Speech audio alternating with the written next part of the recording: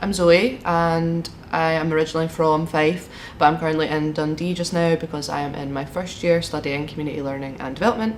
I volunteered for CME as part of the Education and Young People's programme for quite some time, and now I am a consultant youth worker for CME. I first visited the GP about my mental health when I was around 16, and straight away I was referred to CAMHS, which was probably a good thing, but I was also put on medication straight away.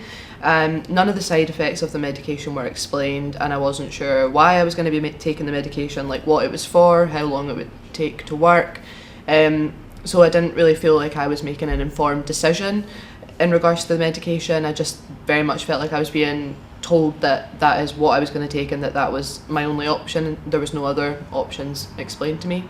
It would have been really good if when I had first visited the GP that all of the different options that were available to me had been discussed. So if different options for talking therapies and CBT had been discussed, and if medication had been discussed, but I'd been aware of why I was taking it, what the purpose of it was, and also that I was told that I didn't have to take the medication and that there were other options. When I had my initial appointment with CAMHS, I was told that I was going to be receiving treatment from CAMHS and the next appointment was scheduled, but I was never told what treatment I was actually going to be receiving.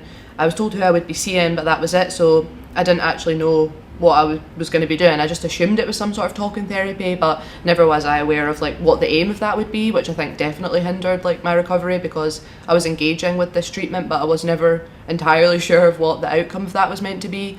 But also other options were never discussed with me, and for recovery to happen people need to have choice in their treatment, because people at the end of the day know what will work best for them. So if you don't discuss that with them, then you're never going to be able to truly help people. Within I think 1 or 2 appointments I was told that I was going to be seeing the psychiatrist within CAMHS. Again, I was just very much like told that. It wasn't, do you want to see the psychiatrist? I was told. And then so very shortly after that I saw the psychiatrist and was put on a new medication straight away. But within like the time I spent at CAMHS, which was a few years, I was on like 3 or 4 different medications, all of which had pretty awful side effects and none of which really worked for me. And it was always on one medication and then being weaned off and then being put straight back onto another medication. There was never a break in between, and that had a toll on my physical health and on my mental health. And I think I needed for someone to be able to tell me like, do you need a break? You can have a break, you don't need to be taking medication. But I felt like I had to take the medication, I felt like I had to do what they were telling me to do. There was never really a discussion around where I was at or how I was finding things. My CAMHS counsellor had a discussion with me around telling the school and what the pros and cons of that would be, and that was really good because I felt listened to and I was able to say, yeah, tell the school, I think that would be good. Unfortunately the school didn't really do anything with that information. I think I had one conversation with the school and it was just sort of like, you're seeing CAMHS, okay, but there was no sort of what can we do to support you, or here's what we can do to support you. When you're in 6th year at school, you get different support sessions to help you apply for UCAS, which is applying for university. So you get help on deciding what you want to study and help on your personal statement. But when I was in 6th year, that was sort of the peak of my mental health being at its worst. So I was missing a lot of school, both just because I was unwell and also because I had to go to lots of different appointments with CAMHS. CAMHS very much told me I shouldn't be applying to university, that I wasn't going to be able to manage it, that I should wait. At the time university was something I was considering, and I'd even thought about applying and then deferring entry if I'd got in, just to give me a year to focus on my own health and to gain some new coping strategies and basically process and recovery. But yeah, because so many different adults who held power within my life told me you shouldn't be applying for UCAS, you won't be able to manage university, I felt so disempowered that I didn't feel able to apply to UCAS. The school, you know, they didn't block my application, but they didn't offer any support. I didn't get the same support that the other students were getting, so there was no equality or equity there. I was very much left to do my own thing, which definitely didn't help me. It meant that I didn't apply to university. And nobody knows, like, you know, I could have applied and not even got in, but nobody knows like how I would have managed. Maybe it would have been what was good for me, maybe it would have helped me develop a sense of identity, but I was never really given that option, and that's just wrong. The summer after 6th year was probably one of the hardest times for me, because all of my friends who were essentially my support network were all leaving to go and study what they were passionate about and start a new life in a different area, so I was left basically with nobody. And neither CAMHS nor school had discussed with me what I was going to be doing next. So we'd said that university wasn't an option, but we hadn't discussed what I was going to do. So I'd left school, you know, I'd spent 6 years there, and then I was just left with nothing. I felt very hopeless because I didn't know what I was going to be doing with the rest of my life, really. I'd already been volunteering with See Me for about a year and a half, so I'd already built up a relationship with Laura, who was running and still does run the programme, and with the other volunteers within See Me.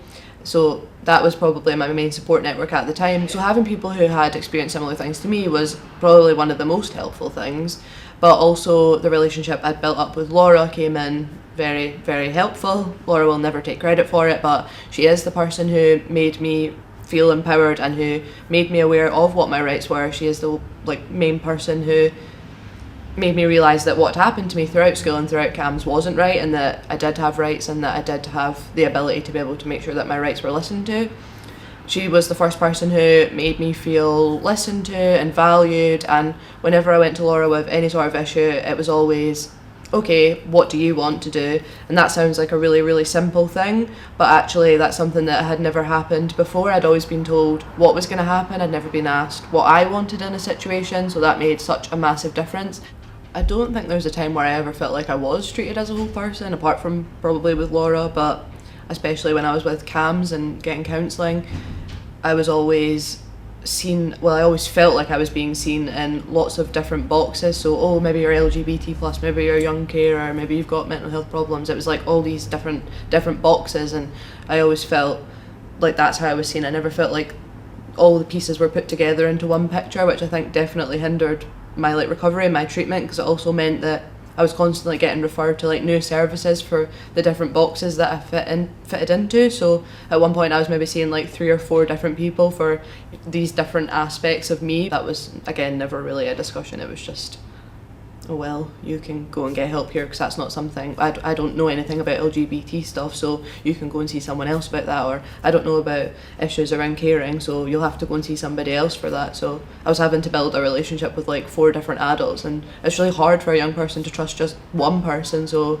having to do the same for 4 different people is a lot to ask. I think young people everywhere need to be more educated about what their rights are, because I think there's a general lack of awareness about the fact that people do have human rights. Well, people know that we all have human rights, fair enough, but maybe people don't know what those are or what they practically mean.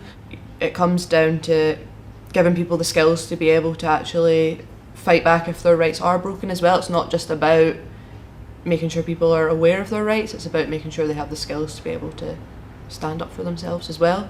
I think we put the onus on the wrong person, and we need to make sure that professionals that people are coming into contact with, such as teachers or GPs or CAMHS professionals, that they're the ones that have the skills to make sure that their patients or the people they're coming into contact with do have their rights afforded to them. The onus is on them, not on the people that are seeking help. I think looking back now and knowing what I know now and being where I am now, I think what really would have made a difference for me would have been if, when I'd spoken to the GP in the first place, all my different treatment options had been discussed and I'd felt like I had a voice there. I think also not being referred to lots of different services, but having one person who was able to help me manage all those different aspects of my life would have been extremely helpful, so I could have one good adult that I trusted and that knew me and that I knew them. That would have helped massively. I also think people encouraging me to do what I wanted to do would have helped, because it took a long time for me to be able to feel confident in myself again, and it's still something I have to work at because so many people told me no or told me I couldn't. So I think people telling you yes and trying to work with you to find ways to get you to where you want to be would definitely help.